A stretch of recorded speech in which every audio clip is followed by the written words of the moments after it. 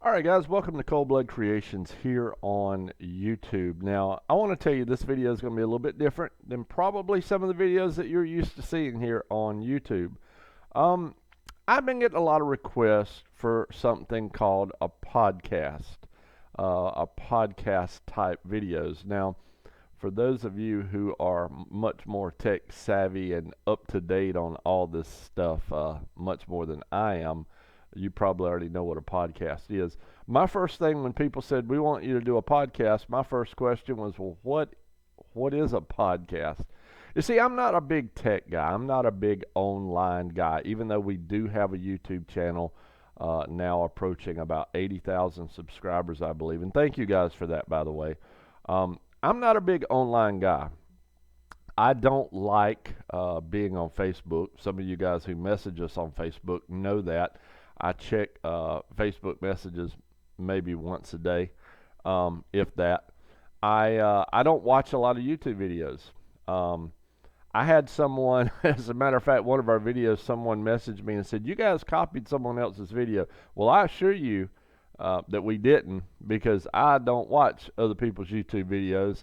And so if we did a video that was similar to someone else's, and I'm sure that happens, but it was strictly coincidental. But anyway, so that being said, I wasn't up to date on what a podcast is, and basically what someone was telling me is just where you sit or stand and talk about current events related to whatever the topic of the podcast at hand. And once again, I've been getting requests to do this, and so we thought, you know what, why not give it a shot? There are certainly some things going on in the reptile community that definitely need to be discussed. If you just heard a big ding, I apologize to you for that. My computer is once again being a computer. However, I live in Georgia, and one of the things that is on the minds of a lot in the reptile community here in Georgia are these new laws that are being proposed. That's what we're told, that they are being proposed. From my experience, when laws are being proposed, that means usually they've already made up their mind what they're going to do, and they're just going through the motions of this thing allegedly called freedom and democracy. They have to go to the motions to make that seem like that's the case. Now, what I mean by that, well, just look at down in Florida. Florida came out years ago and said, we're going to start changing some laws down in Florida. And they said, we're going to have these meetings, these town hall meeting type things, where we want all the reptile community to come in. We want you guys to talk and explain to us why these laws are either a good or a bad idea. And we will take your thoughts and all these things into consideration, and perhaps we will consider whether or not we're going to do these laws. And they did these things in cities all over the place. They took phone calls and letters and all this stuff, and basically everybody who participated in that was a complete waste of time. The state of Florida went ahead, did what they did, passed these draconian-like laws that has done more harm to the ecosystem in Florida than all of the reptile keepers in Florida combined. Now, why do I say these laws have hurt Florida? Well, I'm going to give you an example. Now, it's early morning, so I'm drinking coffee. You guys pardon me if I slurp, but anyway, the reason why I say these laws have done so much to hurt Florida, let me give you an example of the way the fish and wildlife down in Florida has contributed to invasive species in Florida. Now, in most states in the United States, there are provisions made for people to sell animals. Here in my state, in Georgia, I believe you can sell, if I'm not mistaken, it's either 1 or 2 litters of animals per year without having to get a pet dealer's license. That means if you have puppies or if you have kittens and they have a litter, 1 or 2 litters of puppies or kittens, or if you have a bearded dragon, and it lays a clutch of eggs, you're allowed to sell that 1 litter or maybe 2 litters. I probably should have looked this up. It's been a long time. I've been a licensed pet dealer for so many years now. I don't remember what the requirements are for not having the license. But anyway, let's just, for the sake of argument, let's suppose it's only 1 litter a year. Even still, if you have puppies or kittens, bearded dragons, or heck, if you have a boa constrictor for that matter, and it has 1 litter of babies, you are allowed to sell those to the public without getting a pet dealer's license. Now, I think that's very wise because people who have dogs have litters of puppies. People who have cats, those cats have kittens, and the people are allowed to sell those without having to go through all of the stuff you have to do in order to become a licensed pet dealer. Now, the state of Florida decided they were going to do away with that. The state of Florida decided that if you were going to even display an animal in public, you had to go to the state of Florida, Florida Fish and Wildlife, and you had to purchase from them a license. All right? For those of you guys who believe in freedom, let me explain that to you again. You had to go to the government and pay them for permission to sell one animal. One animal.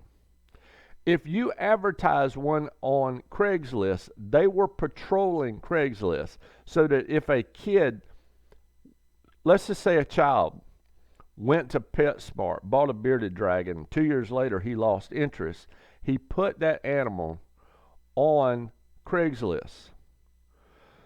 Florida Fish and Wildlife were patrolling ad websites like Craigslist, like Facebook forums and things like that, to find that one bearded dragon. And basically they show up at their home and they say, you're selling an animal. You haven't paid your permission money. $50 for a license to sell that one animal. So what happened in Florida, people said, that's ridiculous. And it is ridiculous, by the way. It's very ridiculous. I have asked this question of so many people, even outside of the reptile community, people who don't even like reptiles, and even they say, that's ridiculous that people would have to do that. So as such, put yourself in that position.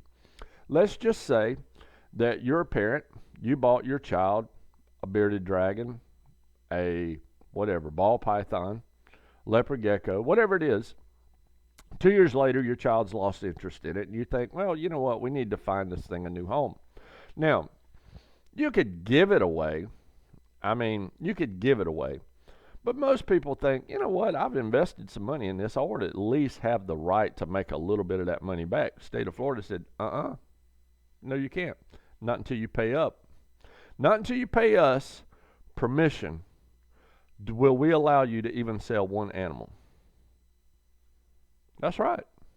So what did people do? People got mad and started letting them loose. Started turning them loose in Florida. They said, hey, you know what? Instead of us giving it away, if we got to give it away, we're going to release it.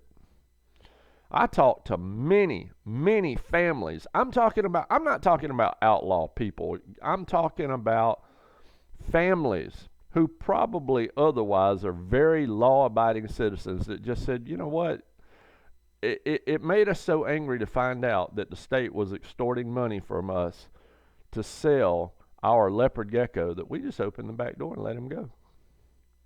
That's one of the reasons why they're invasive species in Florida, is because of that. Now, do I think it's right for people to do that? As a reptile keeper and a reptile lover, I don't. I wish people wouldn't do that. But they do. And I understand why they do. I understand they're being angry about that because those laws are very discriminatory. Those laws are ridiculous. It's insane to charge someone $50 for a license to exhibit and sell animal in Florida and then fine them for selling, one animal or forcing them to get the permit. So I understand people's anger in that. I understand why they done that. I understand why they resorted to that. Now, as if to say that your friendly neighborhood fish and wildlife officer down in Florida were only there to look out for the best interest of the animal and the public at large. And that's the way they presented it. They said, we're not trying to take money from people. We're looking out for the best interests of people. Now, what they did then, they started showing up at reptile shows. And at the Repticon shows, people would actually bring their animals. They would set them on their shoulder. They would walk around. They would talk. It was a community, and people were showing off their animals. Even Repticon encouraged people to do that. Until Fish and Wildlife down in Florida decided to come to the shows, start walking around, writing people tickets for having one animal on their shoulder. Their justification is the permit is a public exhibition permit. And if you have a bearded dragon on your shoulder, therefore you're exhibiting it in public, and they would write a ticket. Now, folks, that is in no way can you justify saying that's for the good of the public at large or for the well-being of the animal. That is nothing but the state abusing its power to extort money out of the citizens. That's all that is. That's all it is. And so they've angered a lot of people, and so just for spite, people have turned these animals loose in the wild.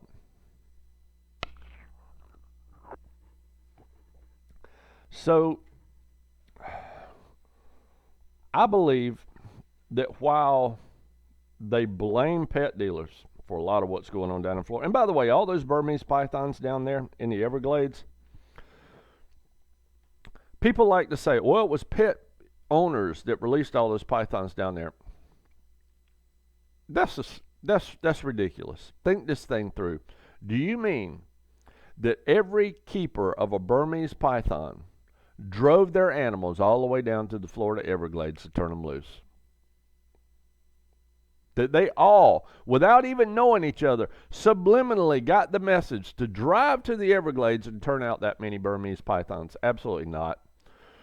That was caused by a Burmese python facility down in southern Florida that was hit many years ago by Hurricane Andrew, and those pythons were released in the wild. And let me tell you something, banning Burmese pythons in Florida is not going to remove those from the wild. In fact, it's going to hurt it, because used to people would go down there and catch the Burmese, and I knew people that would catch them and keep them as pets, thus removing some of the wild. Same thing with the tegus. People used to go down there and catch them, and they would keep them as pets or sell them as pets, and now they can't do that anymore. So you know what most people do? They go, screw them, let them reproduce. We don't care. Leave them right there in the wild. Let them reproduce. There were people down in Florida that used to go out and catch the tegus, and they would sell them online. Well, now you can't sell or possess tegus in Florida. So those people are like, heck with them. Let them reproduce. So the population of tegus and Burmese pythons in Florida is now going to increase because of these draconian laws. And they're very discriminatory, because the justification for these laws is simply this. Well, these animals pose an inherent danger to human beings. Well, so do horses. So do horses. Let me tell you this. I work with reptiles 6, sometimes 7 days a week, including these big pythons. I can't even remember the last time I have been hurt by a large python. I have been around horses maybe 3 times this year.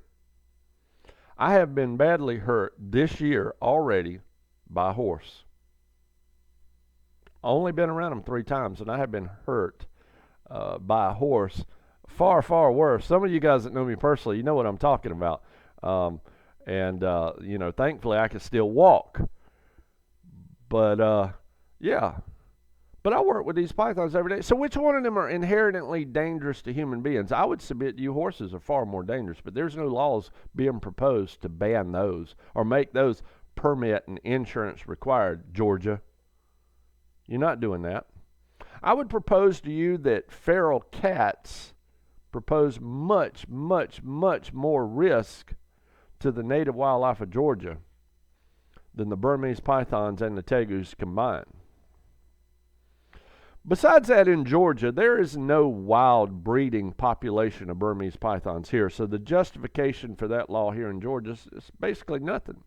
Now, here again, we talk about these laws being proposed here in Georgia. They wanted us to call in. They gave a phone number, said, call in, we want to hear your comments. I've called in multiple times. No one answers the phone. They don't want to hear our comments. No one answers the telephone. They don't want to know what we've got to say. And other people have got the same experience. I have talked to people from all over the state of Georgia in the reptile community, and they're furious about this. In fact, there are people here that are planning to do some things that, I'll be honest with you, I wish they wouldn't do. But I understand people are angry. I've had people tell me I'll release every tegu I have into the wild, and I'll release them into state parks. I've heard people say, we'll release Burmese pythons all over the state of Georgia if they ban them, and I wish people wouldn't do that. I believe it's not going to be a good thing, but I understand your anger. I understand why they feel like this is what they're going to need to do to lash back out. And I can tell you this, reptile keepers and reptile breeders are not the problem. Believe me, there are millions and millions of reptiles in the state of Georgia that could survive in this state probably. And if you think that we're the problem, let me tell you, when all those people decide to release those things into the wild, there's going to be an ecological nightmare to the native wildlife of Georgia. And I believe that's happening. In fact, I've heard from multiple sources, just when you do reptile shows and things like we do, you walk around and you hear and you listen and you hear people talk. There are people in Florida right now, because they were angry about the tegu ban, there are people in Florida right now, from rumors that I've heard, that are secretly breeding the Argentine black and white tegu for the sole purpose of releasing them into the wild. They're saying, you know what, we're not going to make any money off of them, but you know what, this is what we're going to do. And they're doing it out of sheer anger. It kind of reminds me of the Boston Tea Party when they put a tax on the tea and people say, you know what, we'll just dump it overboard. When Americans protested, that's kind of what these guys, I think, have in mind. They're going to ban these tegus. We're going to breed them. We're going to release them into the wild. We're going to create the problem that you allegedly are using to justify putting us out of business. And that's basically what they're doing. They're messing with people's livelihood. They're stopping people from putting food on their table. And when you do that, even when the government does that, in history, it has never, ever worked out well for the government. People have always rebelled. And that's what's going on down in the state of Florida right now, I believe. Now, once again, I want to make it clear that we here at Cold Blood Creationists do not condone that. In fact, you guys who watch my videos, you know that we have always condoned obeying laws. And I don't have the option to not obey laws. Now, those of you guys who do know this channel also, you know that I am a Christian. I am a believer in the Lord Jesus Christ, and I do submit to the instructions of the New Testament of the Bible.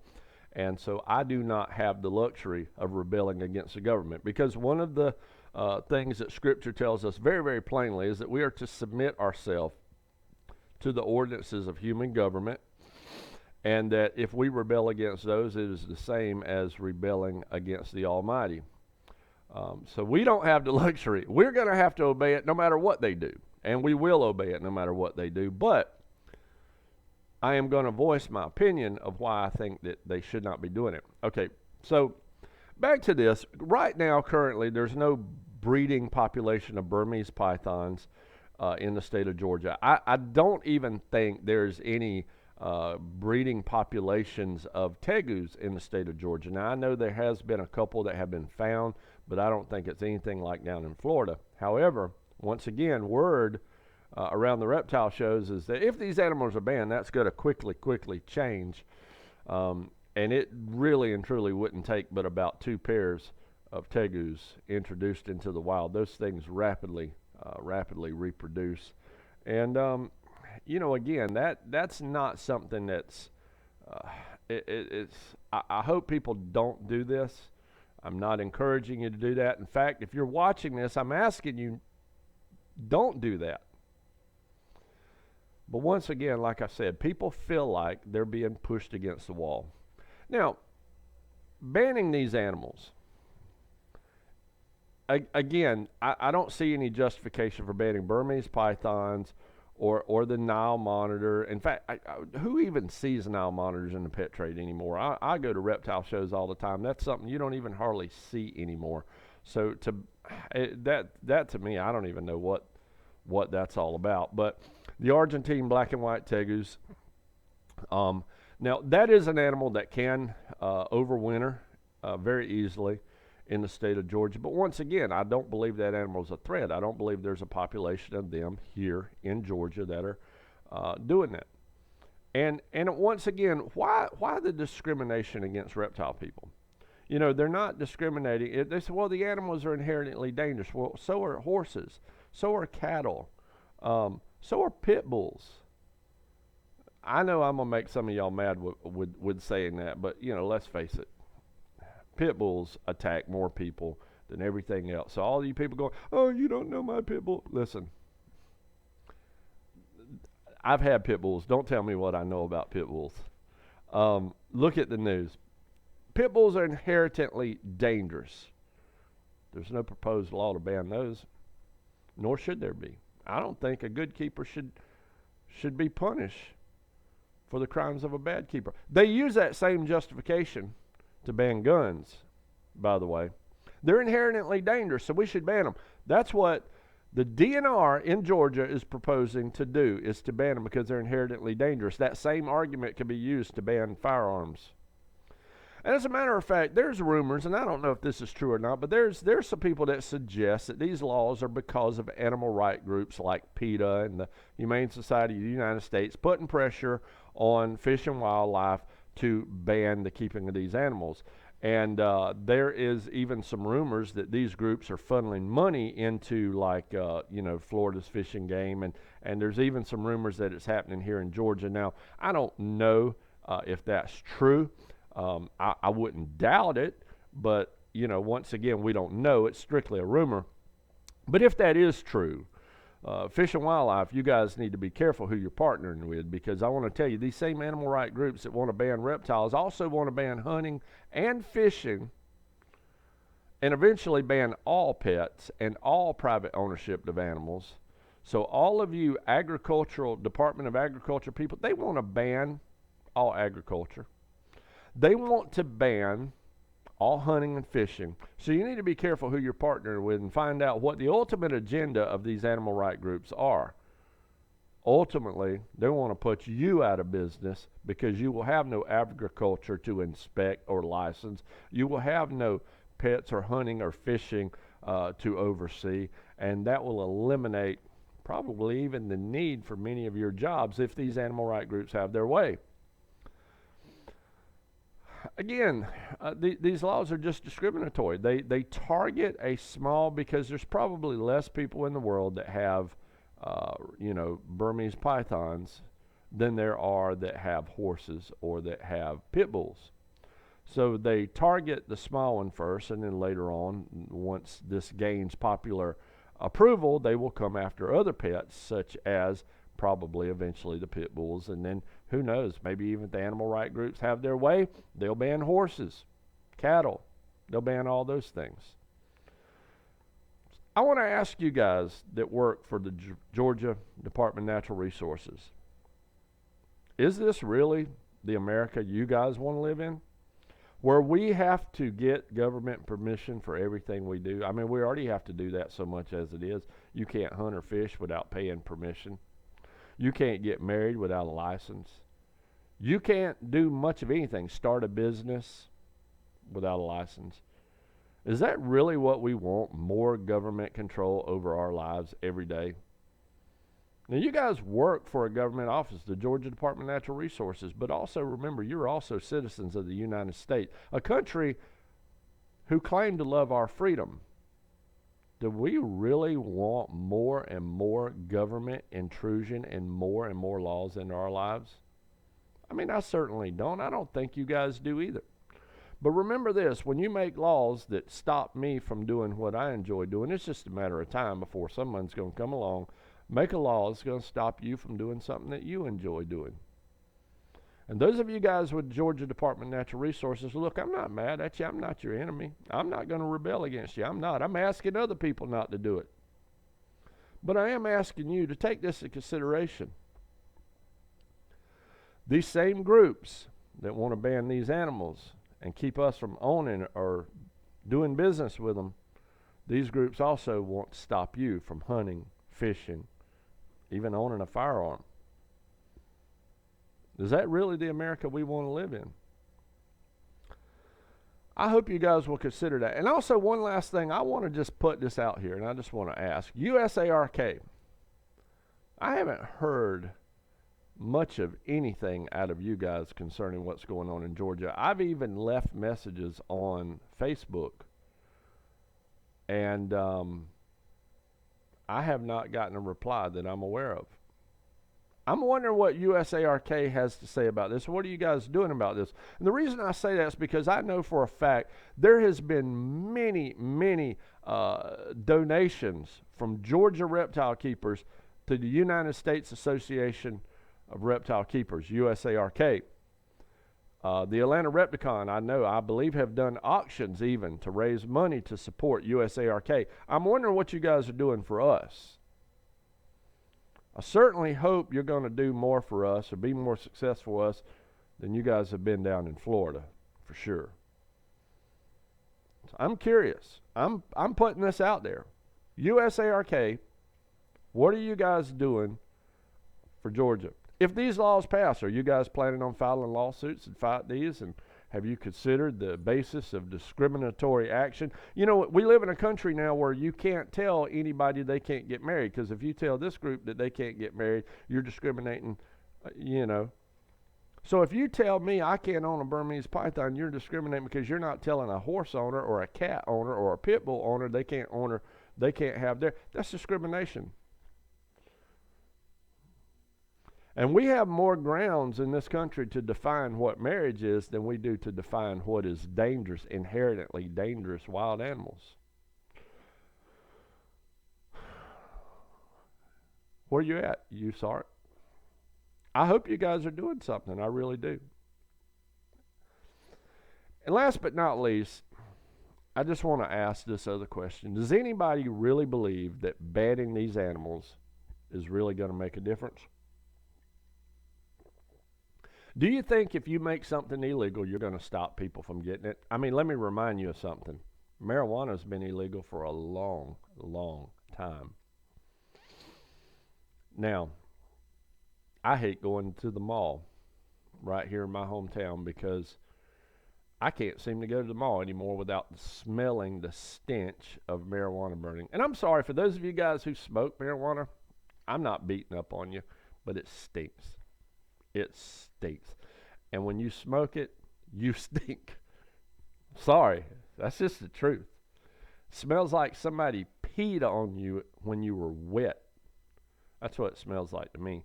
But my point is this. They banned marijuana a long time ago. Has it really affected anybody from not being able to get marijuana? I mean, seriously. In the South, they banned alcohol. And not only did it not stop us from doing it, we made a national sport out of it called NASCAR. Do you really think making laws, making these animals illegal, making you require to parent, do you think it's going to stop people from owning them? Absolutely not. Absolutely not. They're going to own them anyway. And then when they can't sell them anymore because everybody who gets one has to have a permit, what are they going to do? Just what the people did in Florida. They're going to turn them loose. You guys are going to create the problem. You're going to create the problem. Think about it.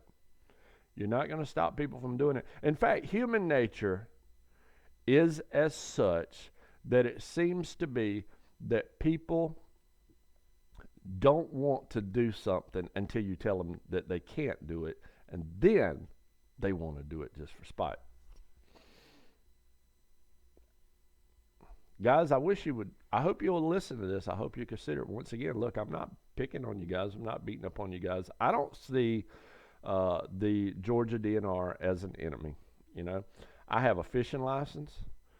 I obey those laws. I have a boat registered with those guys. I obey those laws. I bought my children when they needed it fishing license. We try our best to be law-abiding citizens. But I think you guys are going to create a problem unnecessarily, and I wish that you wouldn't discriminate against people like myself that make my living by breeding these animals for the pet trade and take food off my table. I wouldn't do that to you. I wish you wouldn't do it to me. I appreciate you guys watching. Thank you so much.